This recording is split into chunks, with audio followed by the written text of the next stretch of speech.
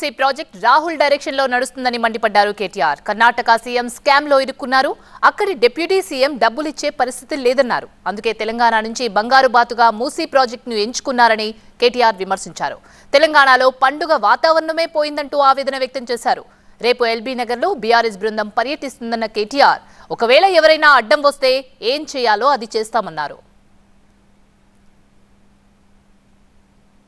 మరోవైపు కేటీఆర్ కీలక వ్యాఖ్యలు చేశారు. హైడ్రాపై ప్రభుత్వం ఇప్పటికైనా పునరాలోచన చేయాలని అన్నారు.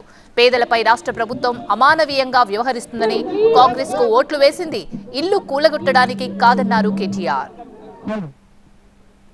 మిమ్మల్ని ఎన్నుకున్నది, మిమ్మల్ని ప్రజలు గెలిపించింది నిర్మాణాత్మకమైన పనులు చేయమని, మంచి పనులు చేయమని.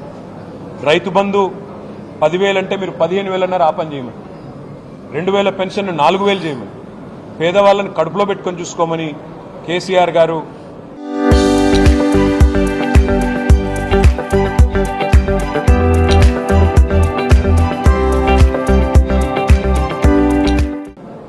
రెండున్నర లక్షల ఇల్లు కడితే మీరు 5 లక్షల ఇల్లు కట్టమని మీకు ఓటేసినారు తప్ప ఇల్లు కూలగొట్టమని కాదు, అక్కర లేని ఖర్చులు పెట్టమని కాదు, ఇంకోటని కాదు. అందుకే సమాజంలోని అత్యంత బలహీనమైన వర్గం పట్ల మీరు కర్కశంగా ప్రవర్తిస్తున్న వైఖరి ఈ గాంధీ జయంతి రోజన్నా పునరాలోచించుకోవాలని, తప్పకుండా సంస్కారవంతంగా మరి పైన ఉన్న గాంధీలు కూడా, రాహుల్ గాంధీ, ప్రియాంక గాంధీ, సోనియా గాంధీ కూడా ఆలోచించాలని చెప్పి కూడా మేము కోరుతా ఉన్నాం.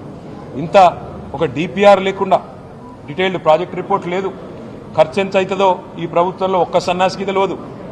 అయినా కూలగొట్టడానికి మాత్రం ఇవాళ మొదలుపెట్టి పేదల పట్ల మీరు అనుసరిస్తున్న వైఖరి మొత్తం రాష్ట్రం, మొత్తం దేశం గమనిస్తూ ఉంది.